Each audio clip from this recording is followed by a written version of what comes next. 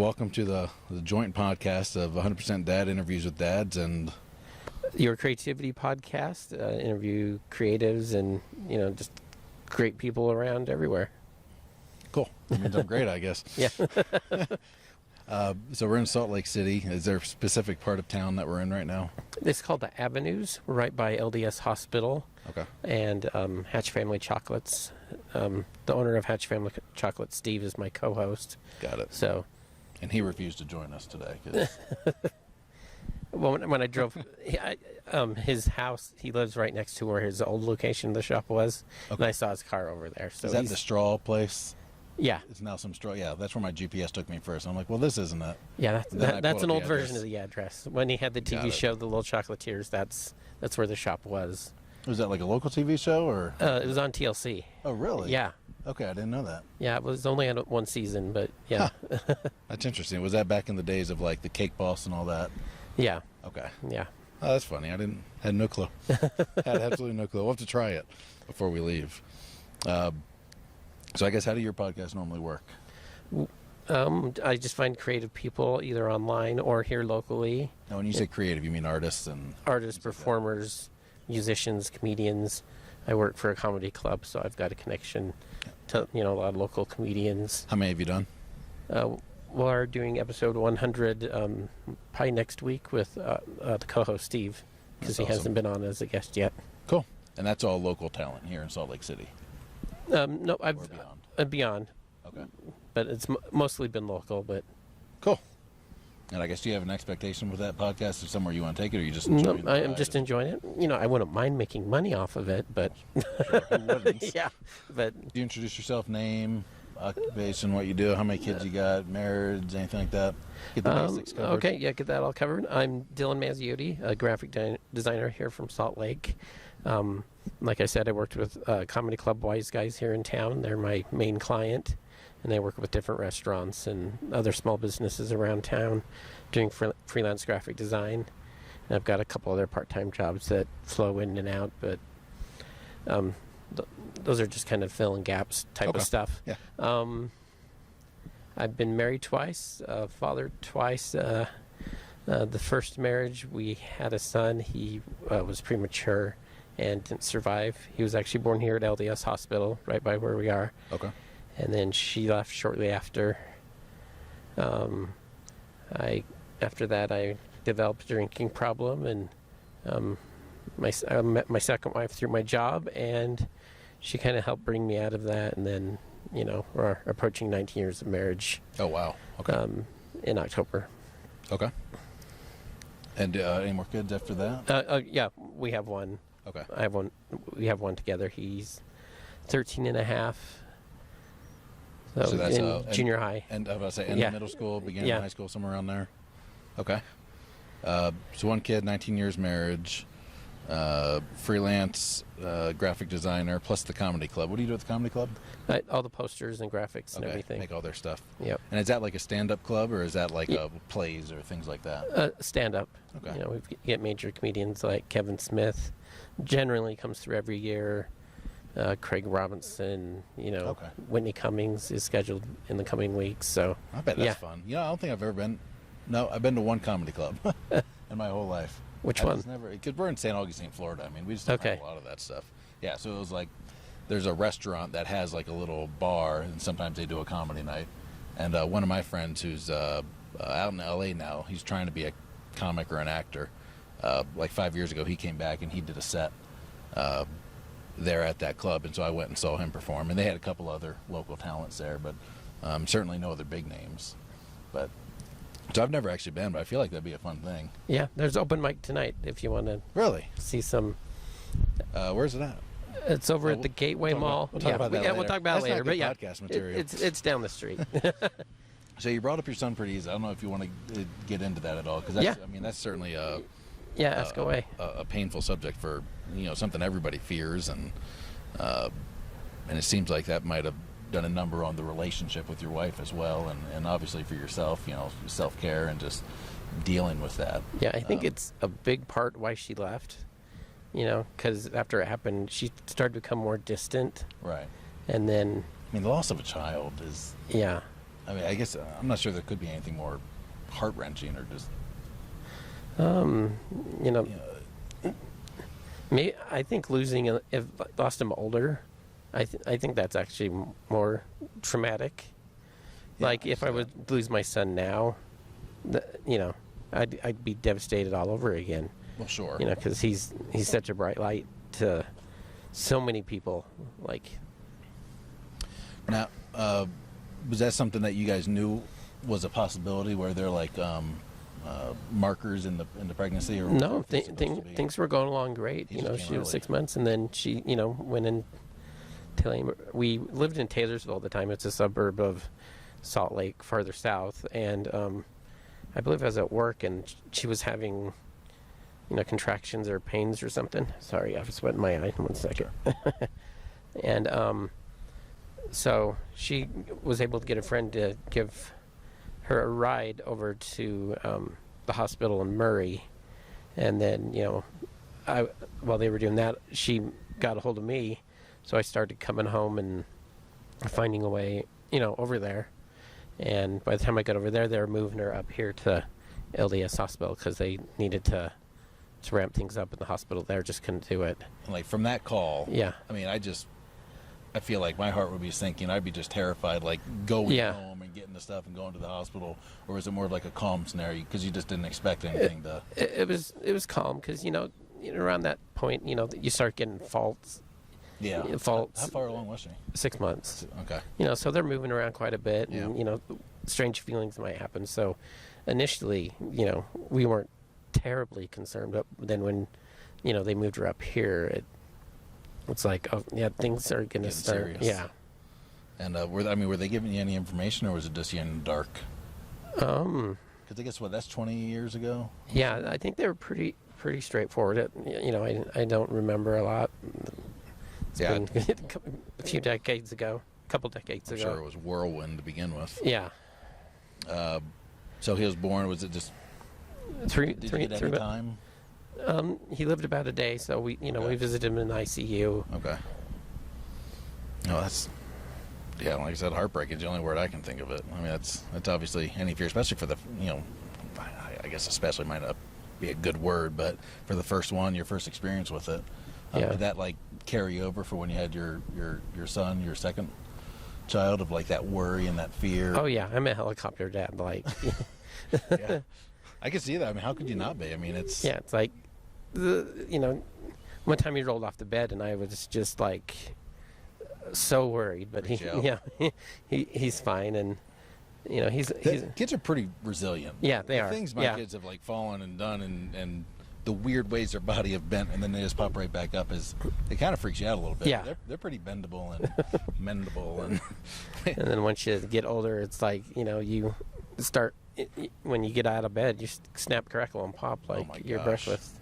it's embarrassing. I'm like just recovering now. I hurt my bicep opening a window at my house. I was opening a window, and it just something like popped. I was like, this is the stupidest injury I've ever had. But yeah, kids are just, gosh, they can do whatever they want. It's amazing to me. And I purposely try not to be a helicopter dad. And I didn't have that growing up. I had a lot of freedom. We were like always climbing in creeks and over trees, and I was swinging on vines, and I broke my ankle that way. So I had a lot of broken bones as a kid. But I remember that freedom, and it's hard to give that freedom now, kind of part because we're in a city where it doesn't have a lot of space. Yeah. And now there's so many stories of, kidnappings and murder and molestations and, freak deaths of like brown recluse bites, and that's a spider in Florida, and just weird things like that like almost all parents now are more helicopter-ish. Yeah. And you just don't have the freedoms that you probably had growing up and I had growing up. So I'm trying to like purposely give that to my kids and just like, I did put my eyes down and not look. I did eventually get to that point, but it took me a while. I imagine. Because like even him playing in the front yard and me, looking out the window, and I look away for a second, I got worried. Sure. or he's running around with his grandparents just going somewhere, Right. and even those I was worried, but I try and put it out of my head the best I can, and just let it go. So after, all right, so the marriage broke up probably mostly because of Mostly that. because of that. Are you guys faith-based? You live here, so I'm assuming you're LDS, but maybe. I grew up LDS. I'm not anymore. At that time, I was technically still a member, but we weren't active. Okay. Because I was going to ask how much your faith carried you through that moment. Well,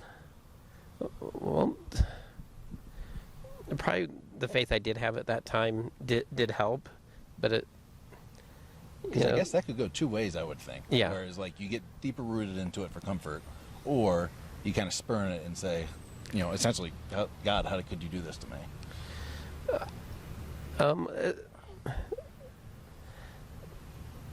For me, faith is more personal, not denominational. So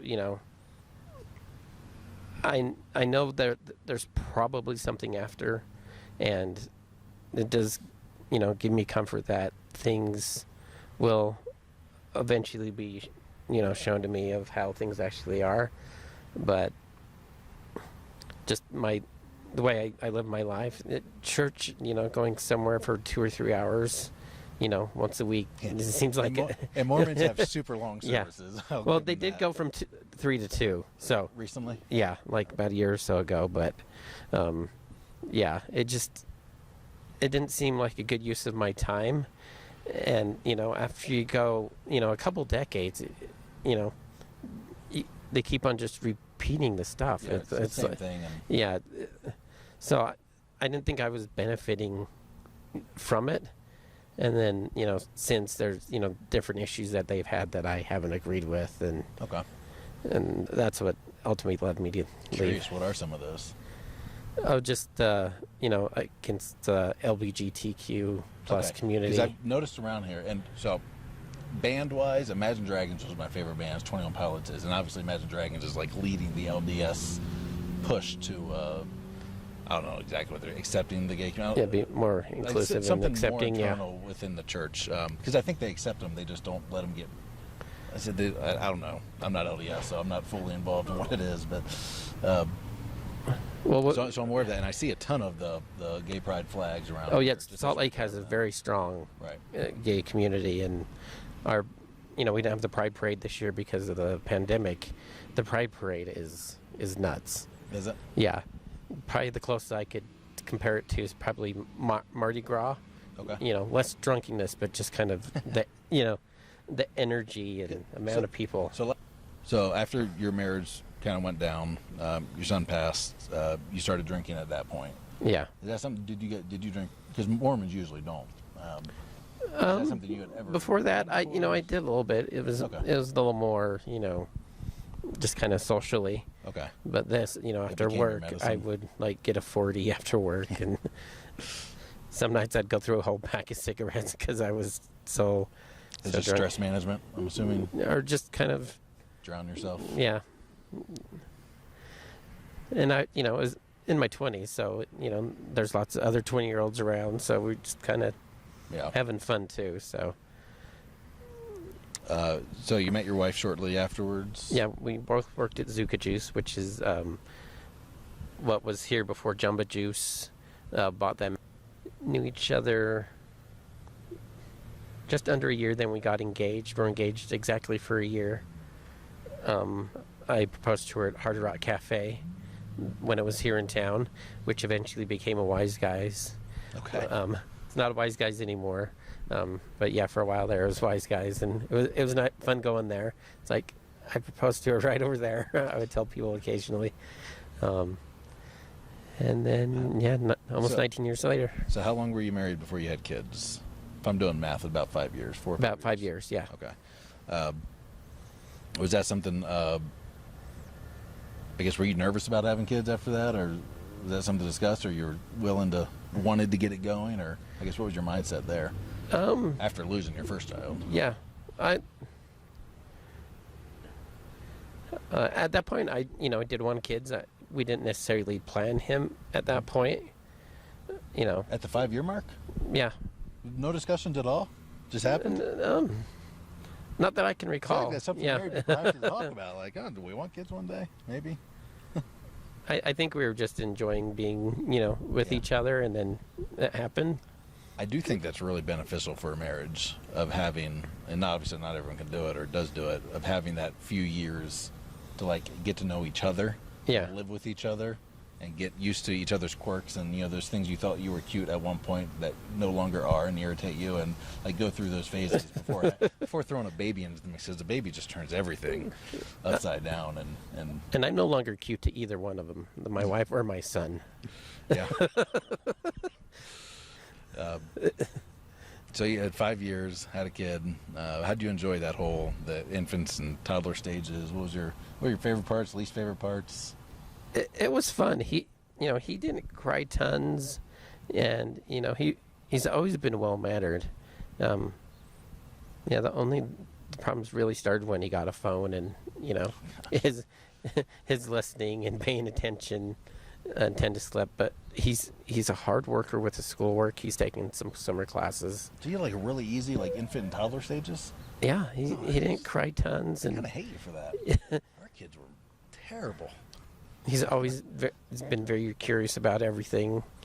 We're very straightforward when we talk to him. If he has a question about, puberty and, even just, regular things in the world. 13, have you had that talk yet? Well, in his last year of elementary, they had the talk. Really? Yeah. In 5th grade? Yeah. I guess mine was in 5th grade too, yeah. And the strangest thing the guy said, it was kind of an older guy running it, he called the scrotum a smart sack of muscle. I think that's the biggest thing we all took away from it.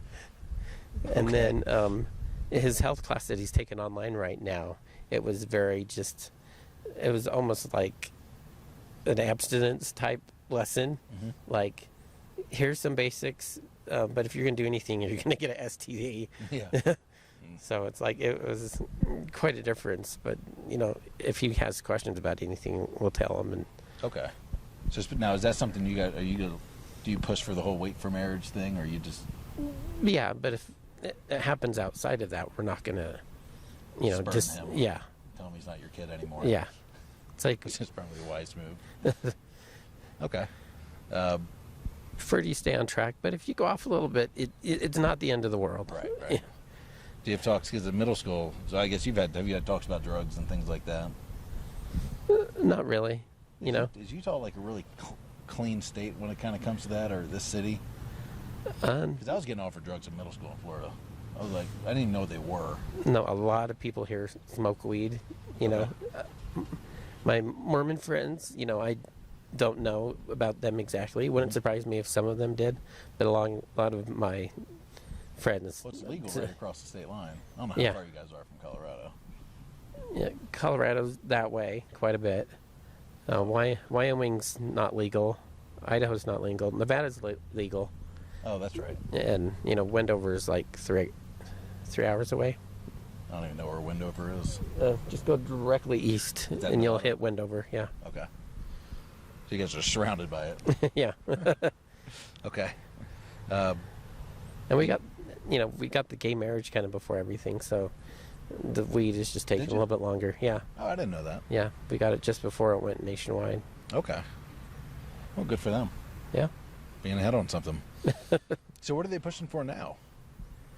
For I guess the gay rights. Like, which rights is being denied, or is that just within the church? that's just within the church. Okay. Yeah. Is it that they can't go into the temple? Yeah, they can't get married in the temple. Or sealed in the temple, I think Yeah, it's they called. can't have temple recommend and all that. Okay. And the big They can still go to church. Yeah, and depending on the word, they might be, dismissive of it. Okay. Because I hear about gays that are still going to church and Right. as usual, and their wards are, okay with it, and Okay. but in general they don't. I think the issue I had is when they came out with a statement that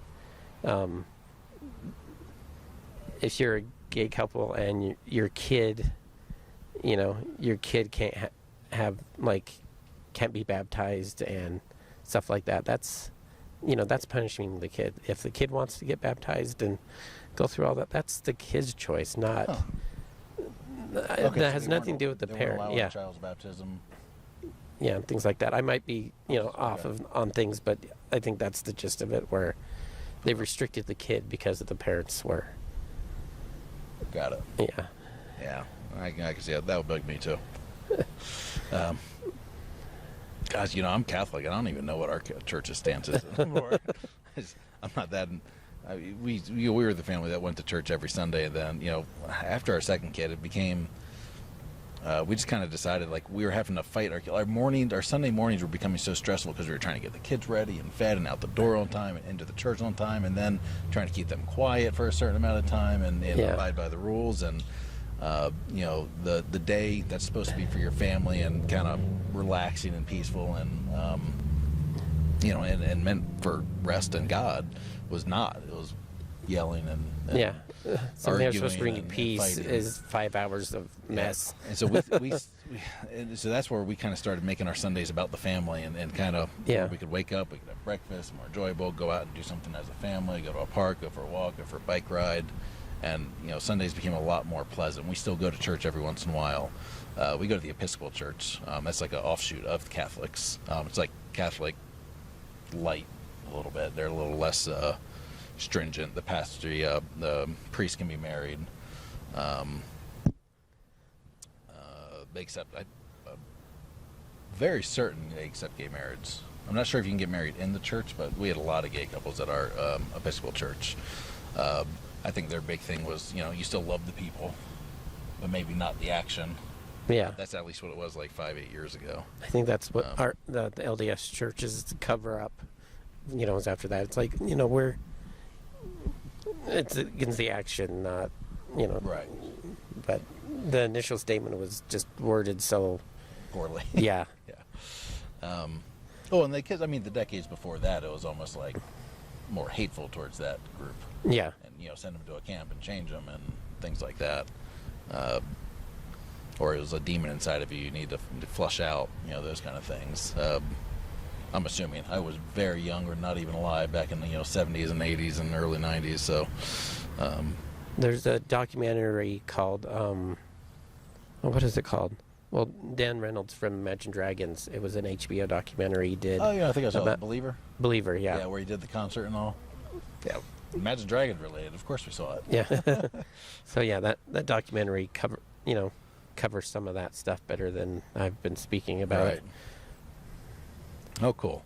So your kid's 13, so you're getting into those awkwardly. We just talked about drugs and sex and all that.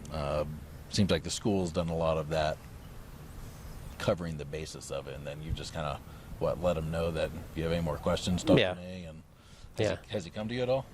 No. Most of his friends are girls, but it's more like friends. He has no romantic interests or anything, right? That that I know of. Still but pretty young. Yeah, but but we're someday it might happen. I still haven't had to talk with my parents. I think they tried a couple times and I just brushed it off like, no, fine. I know. Leave me alone. Yeah. So I was just. I think I got it. For how many kids do you have? 3, 4? I have 3. 3. Yeah. So yeah. And I've got time. My oldest is, how old is my oldest? 9, going on 10 soon, because that comes after 9. I feel like I might have to talk to him because he's starting to notice things in movies and ask questions, and I might have to have a talk with him about biology. Yeah. And one of my last podcasts kind of changed my perspective on it a little bit because I just never thought about it. He grew up on a farm, like a 2,500 acre farm, and they had cattle and all sorts of animals, and so I was asking him how his parents approached because he was one of 10 kids. I'm like, how did you guys approach? And the older kids know, but the younger kids don't. That kind of stuff. And he said we grew up on a farm, you just know about it. From a young age, because you see it in the field happening all the time, the biological aspect of it. Yeah. Of how does sex work and where do babies come from and how what does a birth look like? That was just part of life. You just saw it all the time. And for some reason, even at my age, what am I, 33? I had never thought about that before. Of generations before us, where everyone grew up on a farm. You kind of knew the biology of it and where babies come from. Where I've almost been afraid to have that talk and discussion with my kid because I don't want to bring it to him too early. And I don't know, it just kind of it changed my perspective on it a little bit, because I just never thought about it. Yeah. And where they just perceived it as natural, and that's how it happens. And then you have to have the, save it for a relationship and love and a commitment to a person, if you feel that way. But anyway, so that was a new perspective for me. Looked during both births. One was C-section. If your wife's having a C-section, do not look. I caught the reflection because those rooms are so sterile. Yeah. And so it was either stainless steel or glass, and I looked left because they kind of put up a Yeah. curtain, and I just saw them. Yeah.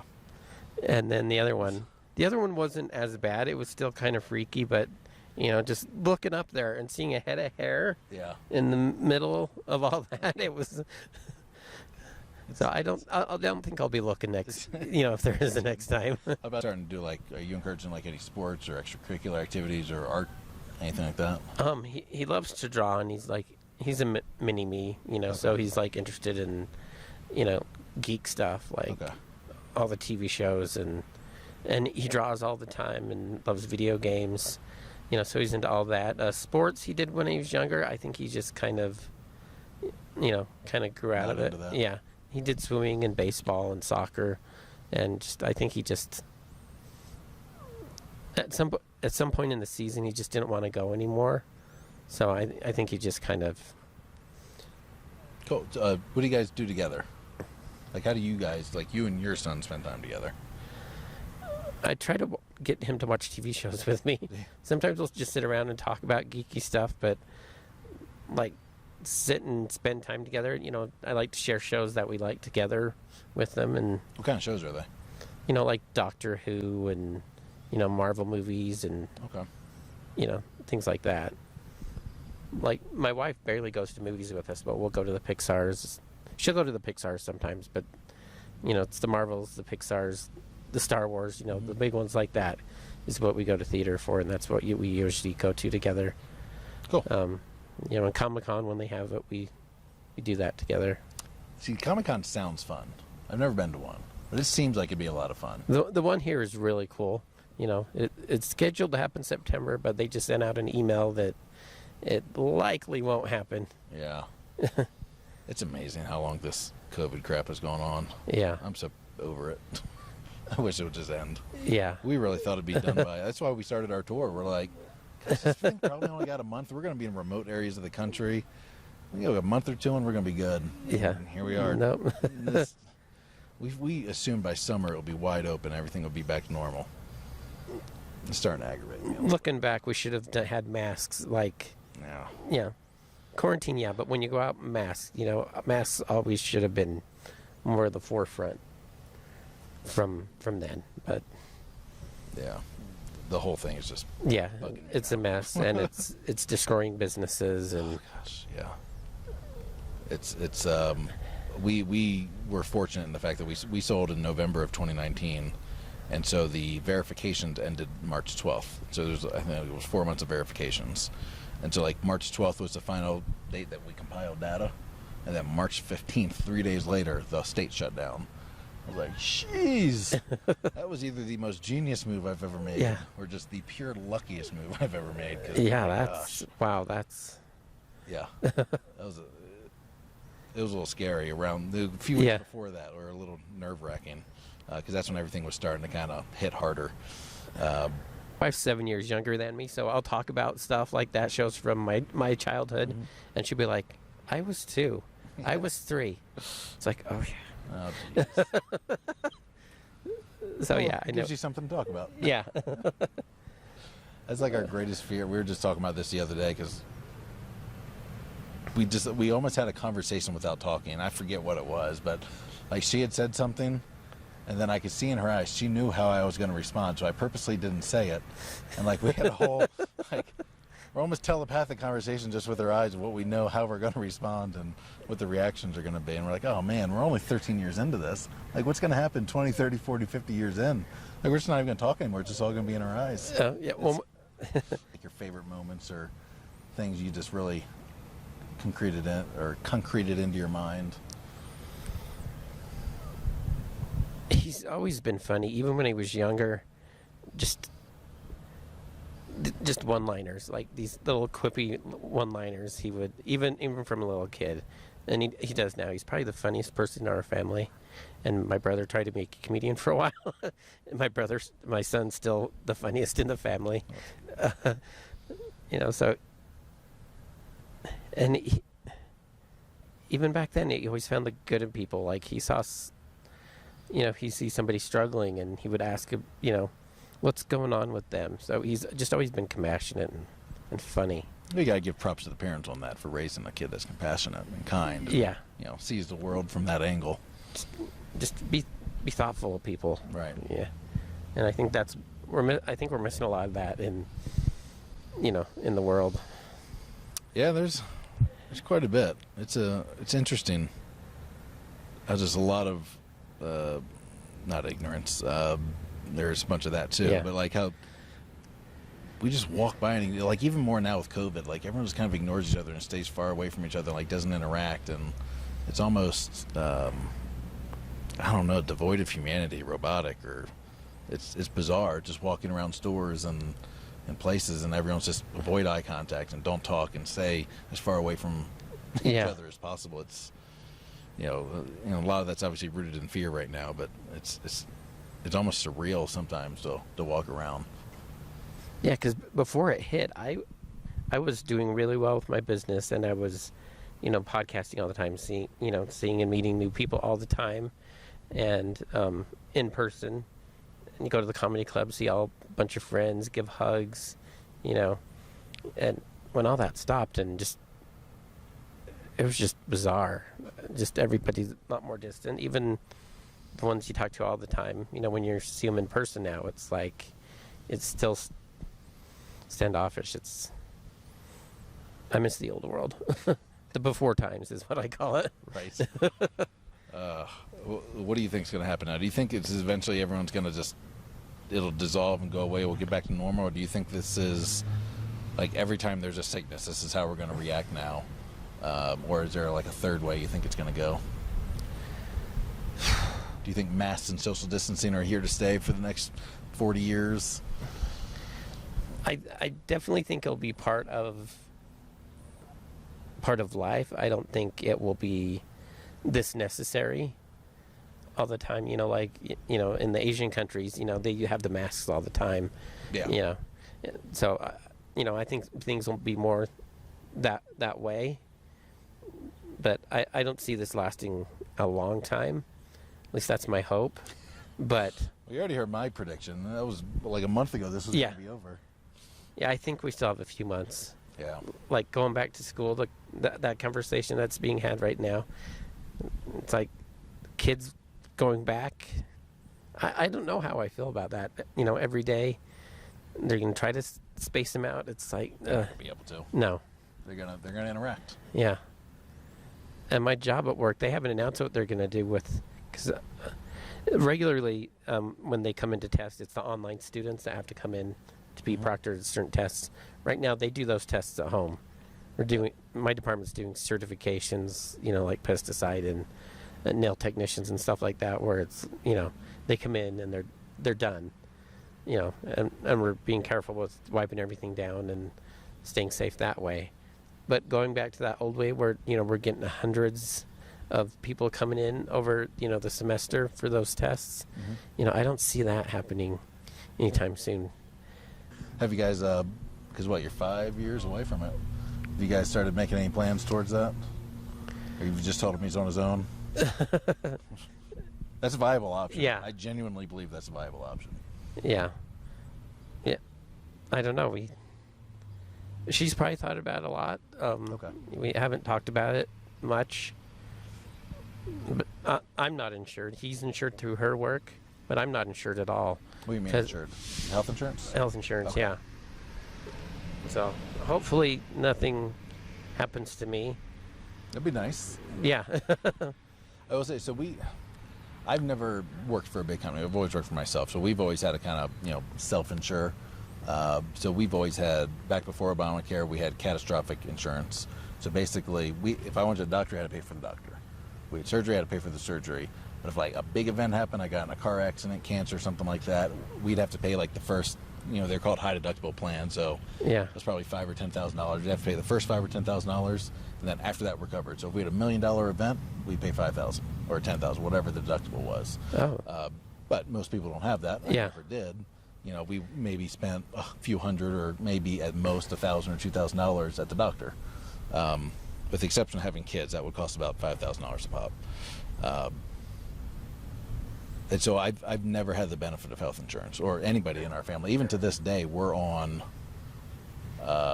it's called Christian Healthcare Ministries. So it's like almost a co-op of people pay in, and then you get sick and they pay your bills. Yeah. They get discounted rates and things like that. But it's high deductible, still the same.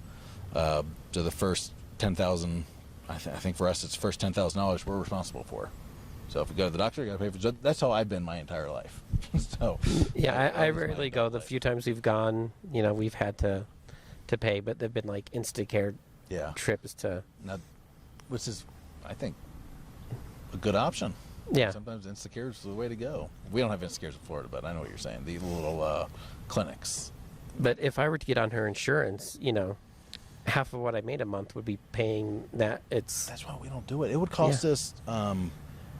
I think when Obamacare switched over, we had catastrophic plans, and it was like a few hundred a month.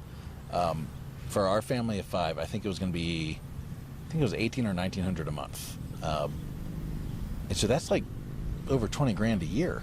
So then we're like, the high deductible plan, like our worst case scenario was like 10 grand. Yeah. Now like our minimum scenario is 20 grand. Like we're better off without it and paying the penalty, which is what we ended up doing for a couple years. Then they got rid of the penalty. And then we found that Christian Healthcare Ministries, and we've been doing that. And we just, I've enjoyed it that way. We're healthy, so we can.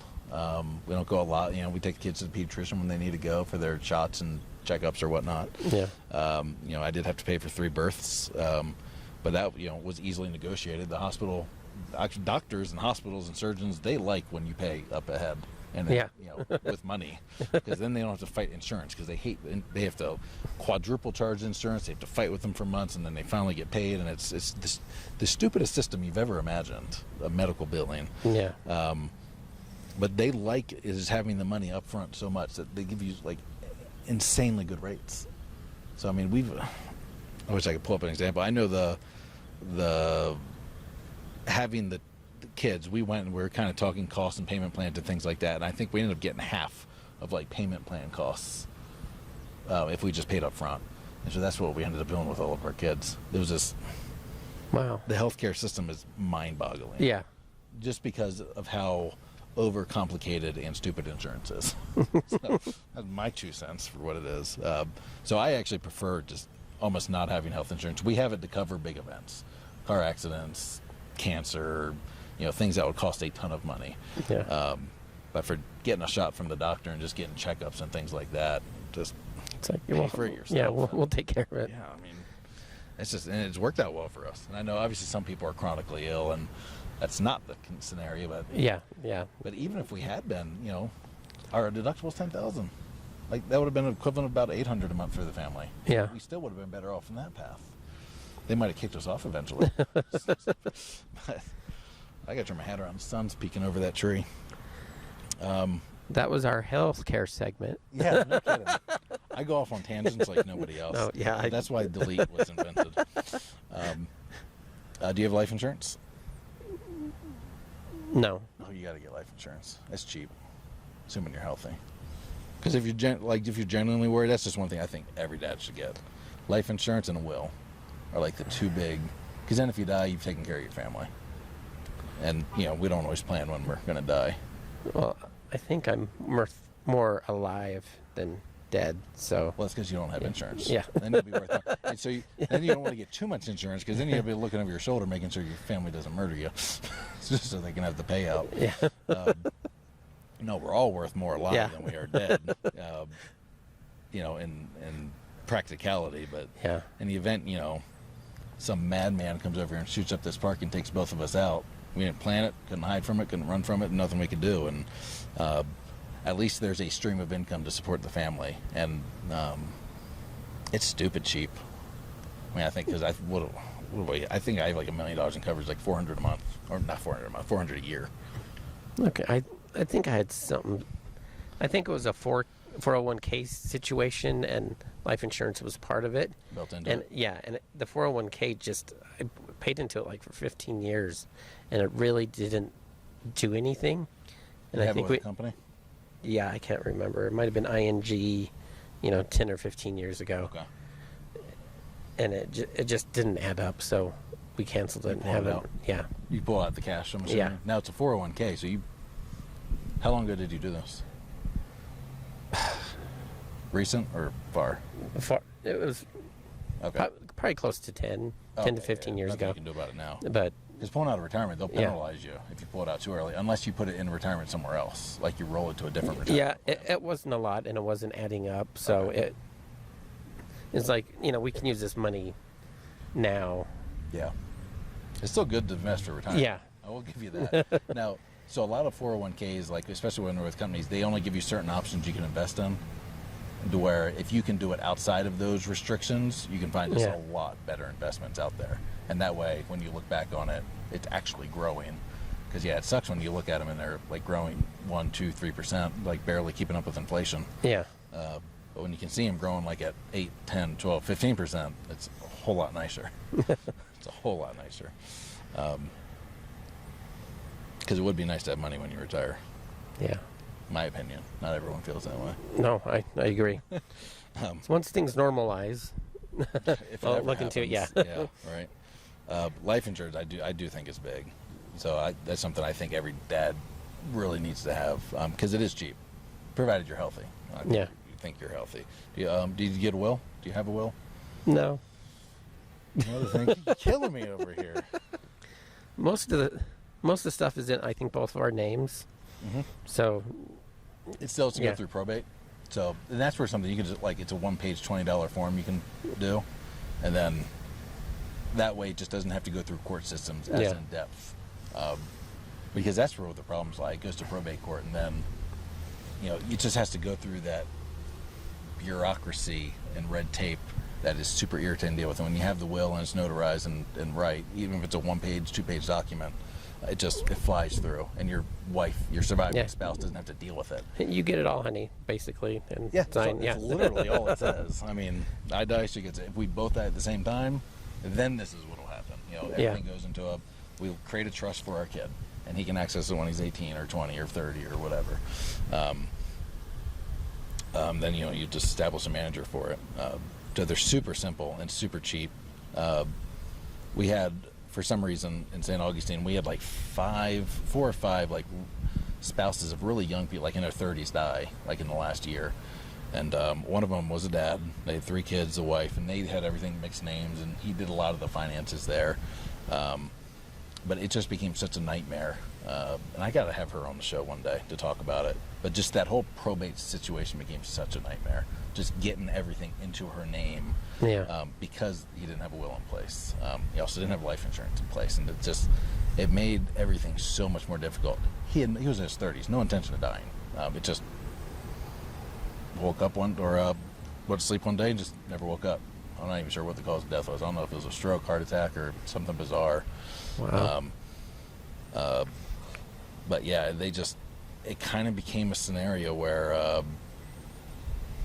the spouse is super sad that they lost their spouse, and then a few weeks later, they're having to bury and figure everything out, and the probate's becoming such a problem, and just accessing things is becoming such a problem that you start to almost get pissed at your spouse and resent them because they left you in this mess, where it could have been just a much smoother, cleaner process, and it could have just been a sad time instead of a frustrating and bad time. Yeah. And it doesn't take a lot of time or a lot of money. And it's just something you kind of do just because you love them, and it makes it easier for them if the worst thing happened.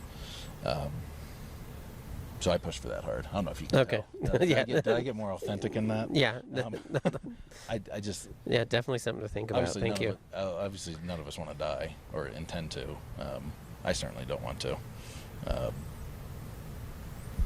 But yeah, I also don't want to leave them in that situation if that were to happen. Like, is college something you guys want him to go do, or do you not care as much about it? He wants to be a veterinarian or like a zoo. Okay. Kind of something with animals. He's Okay. interested in that. So I think that's a road he might. Well, yeah. vets have to go to school. Yeah. I believe that's mandated. So when he gets, he's struggling and frustrated with school, it's like, but if you want to do this is things you need to know well. Did you go to college? Yeah, I got 2 associate degrees, one in web design, one in graphic design. Okay. So more practical degrees for what Yeah. you're in. Okay. But looking back, I could have self-taught and be in just as good a I was shape. about to ask that. Yeah, with graphic design. Because I went to school and I feel like it was stupid. Like I just Yeah. didn't learn. Like I learned so much more in my first year, like in the business world, than I did in college at all. Like, and it was stupid expensive. I kind of wish it hadn't. I'm torn on what I'm going to tell my kids. Like I don't think college is the answer for everybody. I think if there's a path of career, like you said, like you could have self-taught graphic design, and you need to go to school for it. At that time, access to the software and the cost of the equipment was more expensive then. But nowadays, everything's on your phone. You can do graphic design on your phone pretty much. Yeah. Yeah, I'm just not sold on college. I think they've gotten stupid expensive, and that's going to have to correct big time. I also don't think you have to go to the big universities. Like the community college is perfectly fine, especially for the first 2 years. I mean, no one cares where you went the first 2 years. I saw a headline the other day where it's like for Harvard, completely online, still like $50K a semester or something. It's like my brother's in University of Maryland right now, and the cost of it is just dumb, stupid expensive. Yeah. And they're not even allowed in class right now, so they're still having to pay full tuition of a in classroom student, but it's all online, so they don't even have the online discount or anything like that. Yeah, like they're just raking people over the coals, the colleges, and I'm obviously just afraid. Now, if my kid wants to be a doctor, engineer, or like I said, a vet, something like that, then you can't have to go through that. But you want to be in the business world or an artist, or let them go have fun and do it that way.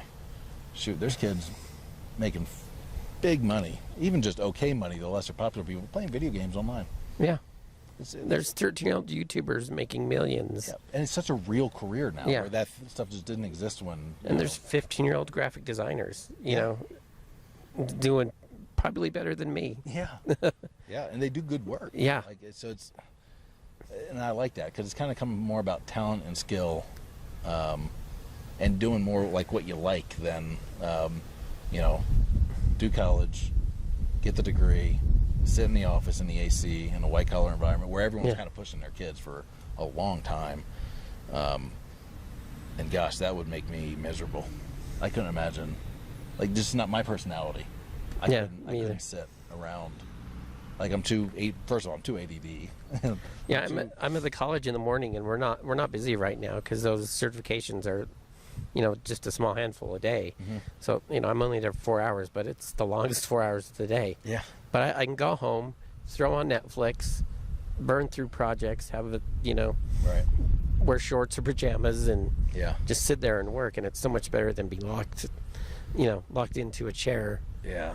And I just think, and a lot of people have poor relationships with their parents, and I think part of it's because their parents are forcing them, from a young age to go down a certain path that the kid just didn't want to do, and they were forced to do it. And there's kind of that resentment, a little bit of, you made me become this, you made me go this route, and now I have student loans over my head, or a job I hate, and every day of my life is miserable because I'm in this stupid career field that I never wanted to be in the first place. I was in food service for 15 years. If I can not go back, that would be great. I enjoyed my time in the restaurant world. So I was in high school and college. I almost feel like everyone should be in food service a little bit. Oh yeah. Like even if it's a short amount of time, like gives you such appreciation of people and how they act, and what it takes to keep a restaurant going. It's so interesting to people that have never worked in a restaurant, and their thought of what it's like on the back end. Have you ever seen that movie Waiting? No. Ryan Reynolds, right? Or yeah, I think it was. Yeah, I've heard about it. I haven't seen it. If you've worked in a restaurant before, it's so funny. I mean, it's kind of a comedic look at it, but it's spot on. It's absolutely spot on. All right, what else we got? Well, I can interview for a little bit yeah. since this is a split thing. I'm going to move my phone so it doesn't Sure. overheat. Mine was overheating. Just gave me a warning. All right. So with your creativity, we kind of get behind, what's going on with your projects and stuff like that. So Sure. this 100% dad, Mhm. you're a touring podcasting show. Is there other hosts? What's the setup of it? So we're touring during COVID, which means there's basically very little we can do. Yeah. We were hoping to be cleared up by now. But the goal was to go from city to city, town to town, and meet a bunch of new dads and get different perspectives on being a father and the way different cultures and different families raise their kids and how they act and just the whole life experience. It's a little bit different now, a little harder to find dads. Yeah. We're having we could do them more digital and online. Like we could have the we were talking about the programs earlier. You could do the Zoom. Skypes Yeah, and and whatnot. Skypes, yeah. But honestly, we've been camping in pretty remote places because of COVID. We thought we'd be alone. That we just haven't had the cell signal on the internet and Wi-Fi, and that's been kind of a killer on that. So we've had to kind of try and find them a person or go into a town and make it happen. So it's been a difficult start to it. But the whole premise of the podcast is interviews with dads. It's just getting different perspectives and different experiences and sharing them with the world. And because we all kind of have that unique take on life and different perspectives. And I personally like hearing them. And I feel like it makes me a better father to have those different experiences. And so that's what we're doing. And at the same time we're doing that podcast, we're also putting out bite-sized pieces of content that I feel are important to fatherhood, and those are going out on Instagram and Facebook and YouTube and whatever other platforms there are that I just can't think of right now. Twitter. How did you find me? Because you slid into my DMs of sorts. Yeah, sneaky and ninja style. I was probably just searching the best and most influential people in Salt Lake City, and you were probably the number one search, and I reached out and Oh, okay. I would have searched something with Salt Lake City podcasts, Okay. things like that, and I think I reached out to 4 or 5 people that I felt like fit, were either in the dad space or family space or something like that. Did you connect with them, or are you going to try to talk to any of those others that you were... I'd love to. I just got to hear back from them. Yeah. I was just curious. So I got 1 out of 5 here. So what's that? Okay. 20%. And this was my first city doing that because this has been it's been 7 or 8 weeks since we've been near a big city. Actually, I don't even think we've been near a big city. So we've been in like remote parts of Colorado. We were in 11 Mile State Park, which is like an hour outside Colorado Springs. We were in Navajo, which is like an hour outside Durango. Durango's a small town. Yeah. We went there last year, did river rafting Yeah, so and did we. the train. Yeah. We didn't do the train because I think they said it was like an 8-hour train. Maybe they had shorter ones.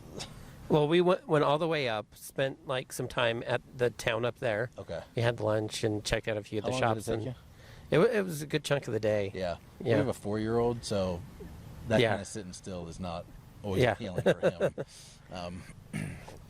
So then we went to Rifle, which is a small town in northern Colorado, northwestern Colorado.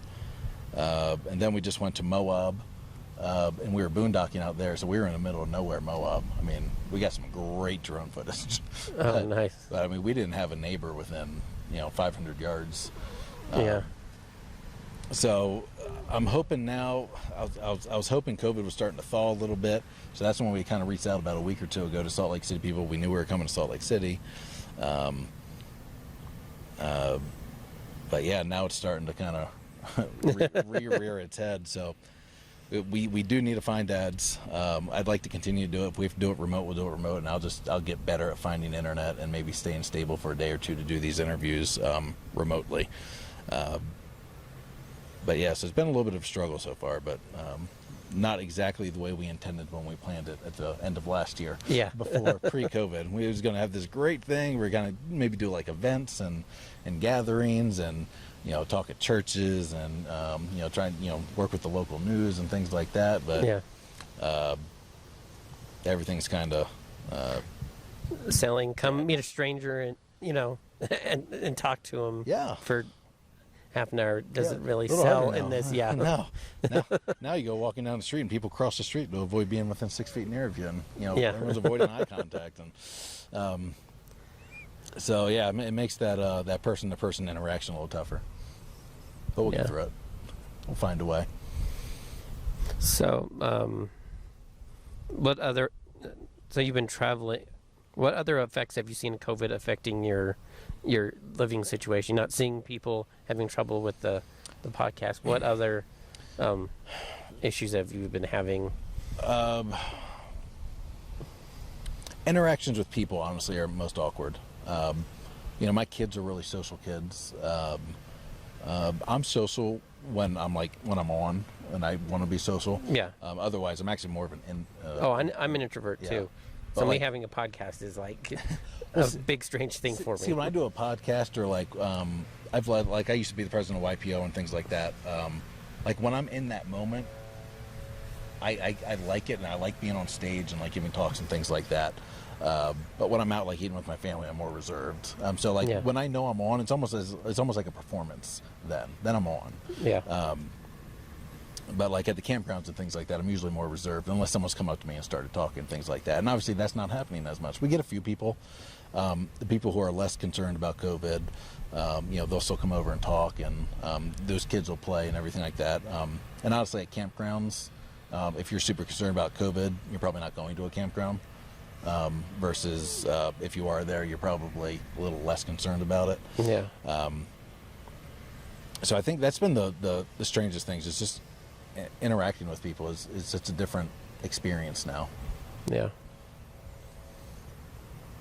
And then finding places that are open. Yeah. all the museums are closed. We just went to the planetarium today, and they're doing a good job spacing everybody out. And it took them a while to open back up. I think they just did. Yeah, it was like a week or so ago. It's a great planetarium. Yeah, it's really cool. I really enjoyed it, and it's free. It just blew my mind. I thought we were going to pay $30 a person to go in there. It's the shows that the we movies. paid to go to the IMAX and do that. But yeah, it was a really cool place. But yeah, a lot of museums are closed. So a lot of the learning experiences we wanted to do with our kids, because we've been homeschooling for years. So that adjustment we didn't have because we were already doing it. But we really, expected to be going to museums and the local treasures and things like that and experiencing them, then kind of teaching and reteaching. And when you touch something, feel it and see it, Yeah. you kind of learn and absorb it a little bit better than if you read it in a book. And so we've had to kind of skip a lot of that just because they're not open, which is kind of a bummer. Necessity, but bummer. Yeah, we've got our Natural History Museum. I'm not sure if it's opened back up now. Yeah, that's an amazing place. It's really. Thanks for rubbing it in. Sorry. When you come back through at some point, maybe. So we're on a 2-year tour. Okay. So I don't think we're coming back through Okay. because this country is so big, and it's really cool. So I know Florida and the I-95 corridor to Maryland, because I was born in Maryland and then grew up in Florida.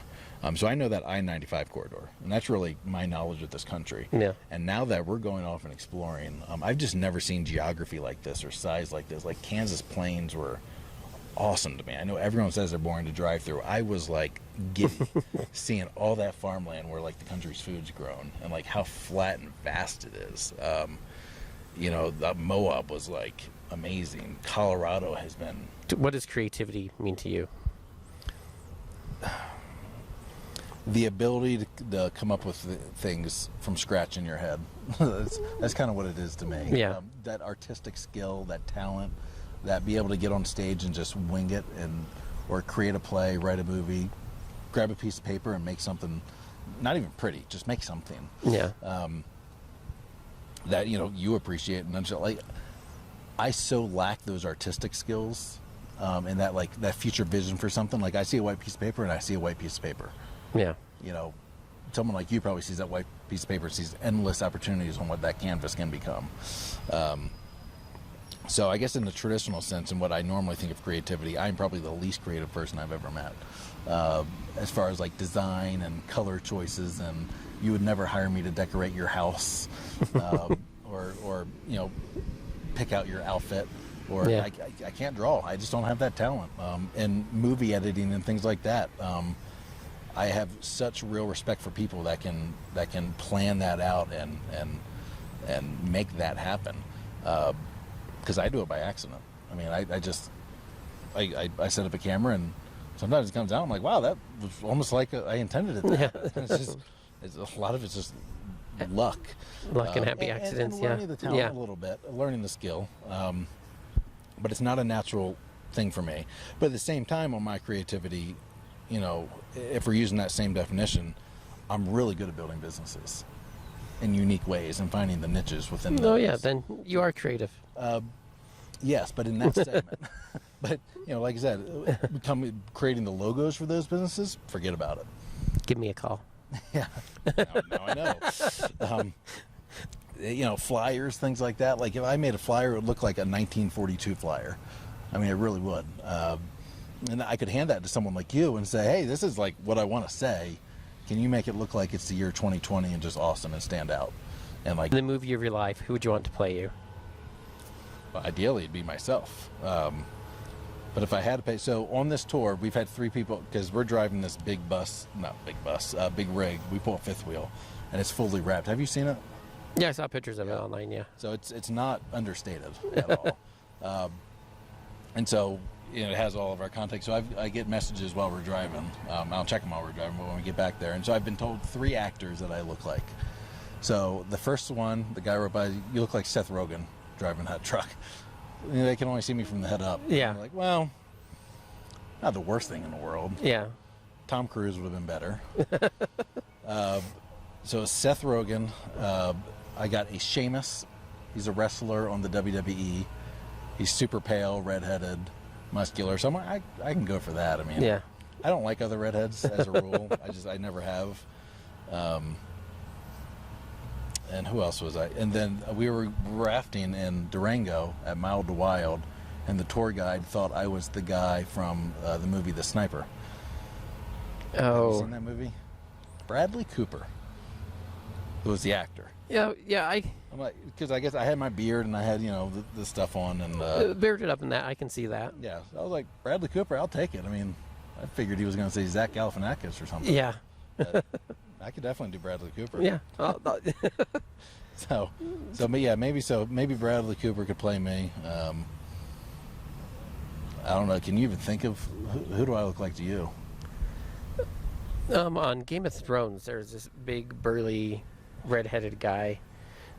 That was my first initial thought, but like Bradley Cooper when he's all bearded out, I totally see it. And so I don't know what to ask, what you got planned, because it could change. We got everything. Yeah. We want to see all the we want to see all the states and all Yeah. like the cool things, and meet a lot of people, and we're taking suggestions and places where we should definitely check out, and we're definitely factoring those in.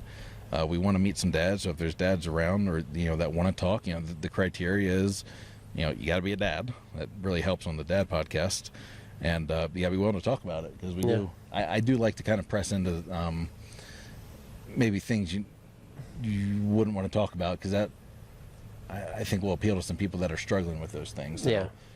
Especially like when it comes to maybe infidelity or divorce or drug struggles, alcohol struggles, death of a child, things like that. That's something I just feel like someone out there might be struggling with that like really hard, and like this might be the thing that helps them kind of cope a little bit, even if it's just a little. Yeah.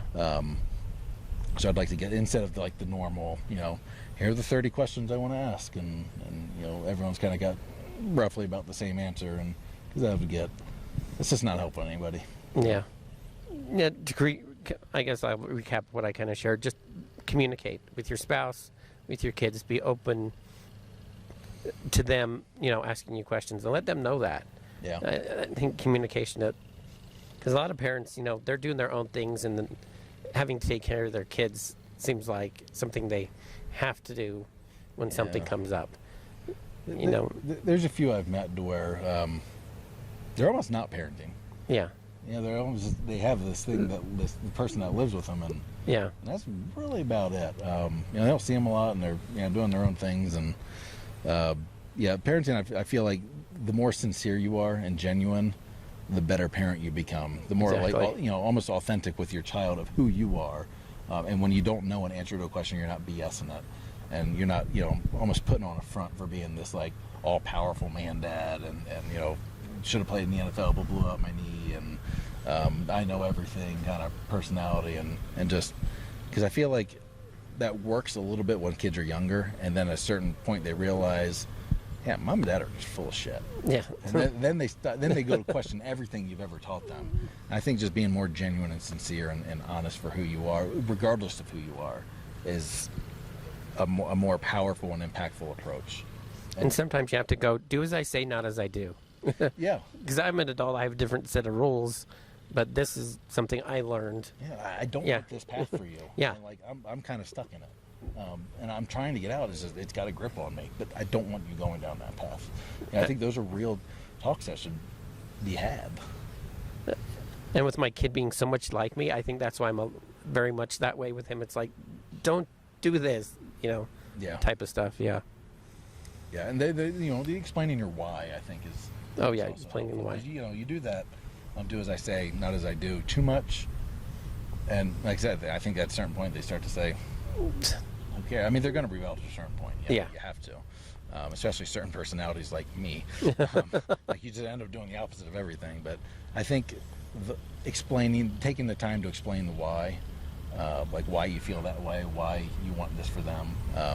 I think that becomes such an important tool for their understanding and comprehension of it. Yeah. And the intent behind what you say. I just think that becomes really effective. And be thoughtful of others, but don't let your life depend on what other people think. Oh my gosh! I was talking about this on a podcast. The amount, it was a teacher, so the amount of anxiety and kid suicide right now is just insane, because we're in that culture and environment of everyone's on their phone, everyone's posting their best picture and posting like their best version, and a lot of it's fake.